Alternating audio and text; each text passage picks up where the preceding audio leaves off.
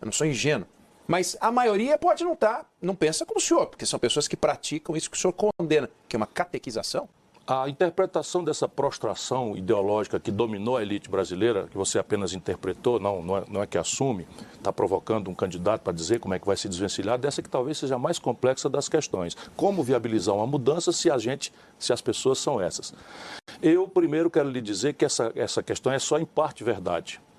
A tendência de um presidente que consegue se eleger com uma programação ideológica mais definida, mais clara, tende a mudar a correlação de forças no Congresso instantaneamente. Então, primeiro preciso contar com isso. Na prática é o seguinte, se você votar em mim, por favor, vota num deputado e num senador que tem afinidade com as minhas ideias, porque isso diminui o meu esforço. Mas o que é importante mesmo, eu vou tentar transformar a eleição num debate de ideias.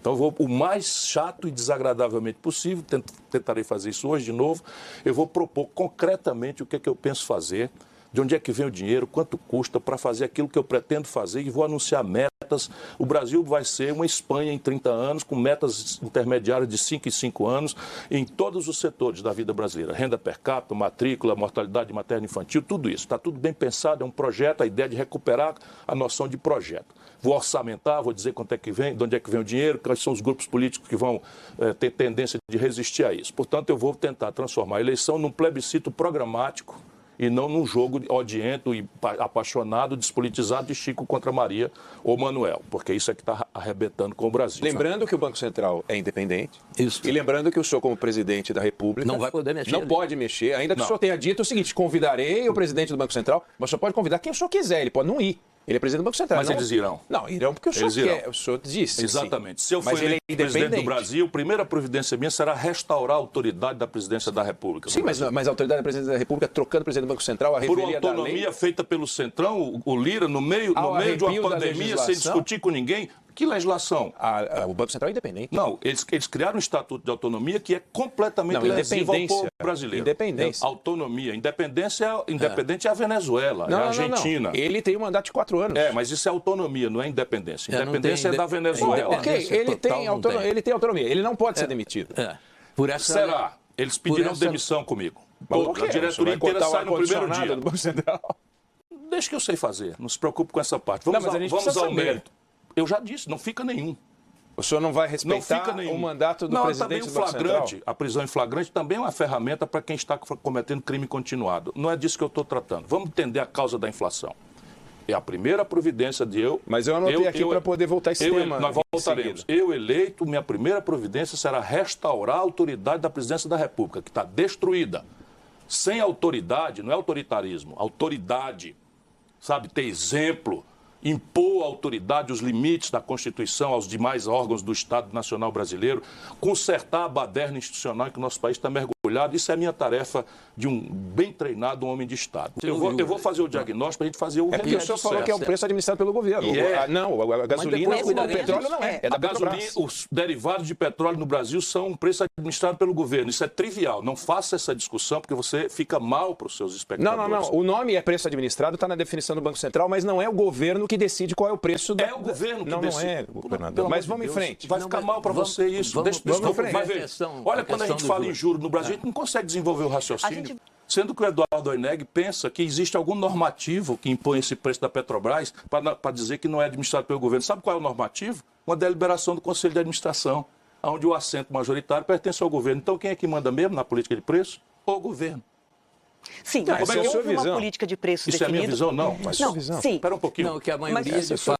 Mas houve uma política de preço definida de paridade internacional. Então, houve um belo dia... Em 1954, foi criada no Brasil uma companhia de petróleo chamada Petrobras. De 54 a 2016, quando sofremos um golpe de Estado, o Brasil tinha uma política de preços. De 1954 a 2016, o Brasil tinha uma política de preços. Preço interno do Não, qual é a política de preço? Custo interno. Mais rentabilidade em linha com a prática internacional. Bom, mas qual é a natureza, como ela tem um monopólio? Desculpa, qual é a natureza da Petrobras? Ela é uma sociedade de economia mista. Não, ela é uma SA. Ela é uma empresa de economia mista. Governador, ela é uma SA.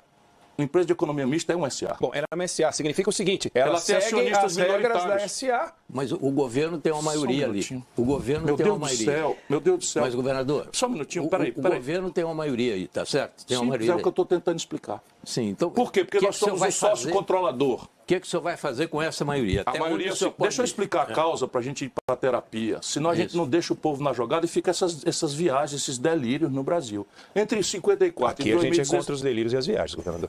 Eu achei que você era a favor, não. Não, de viagem e delírio, não. O governador vai explicar. Não, mas o Brasil está dominado por delírios e viagens. Sim, tais mas como eu a gasolina não é um preço administrado pelo governo. Espera aí um pouquinho, isso é um delírio, isso é uma viagem lisérgica.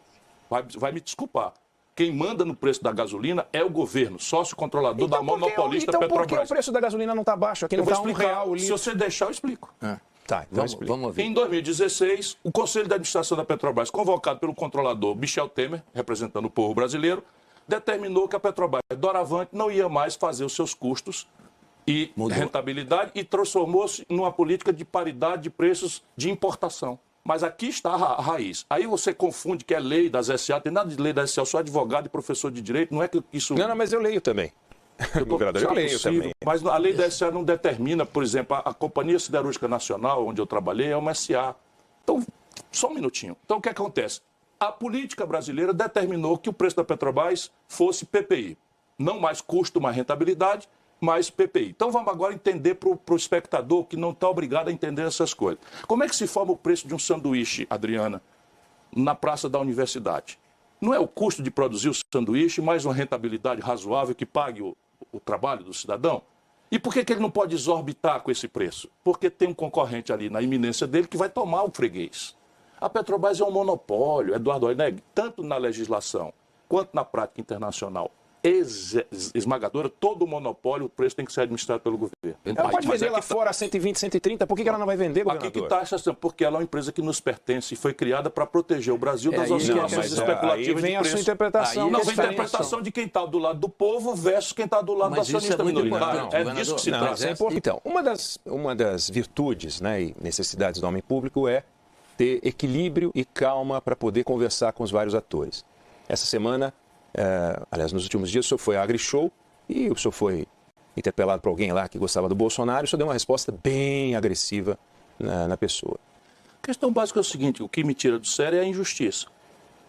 Aí eu conheço com a minha alma que o Brasil hoje tem 20 milhões de pessoas passando fome, mesmo. 129 milhões pela PNAD estão passando, comendo precariamente.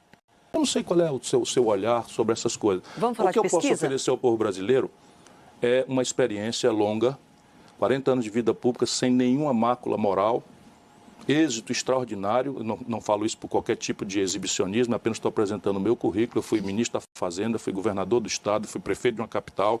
Nunca cometi uma arbitrariedade contra ninguém exercitando o poder. Agora, para mim, Eduardo, você já sabe disso, me conhece há muitos anos, eu não faço da política meio de vida. Eu sou um homem livre. E alguém acha que é razoável você andar com a sua esposa tendo sido convidado para ir numa exposição e um camarada começar a fazer e você diz, tão transparentezinho, falou ali simpatia do Bolsonaro. Não, ele chamou minha mulher de vagabunda, do meu lado. Eu não sei o que você faz se alguém fizer isso com a sua mulher. Eu vou reagir. Ministro, vamos falar de pesquisa agora. A pesquisa que Mas foi... você naturalmente é um lorde que não reage, eu sei disso. A pesquisa que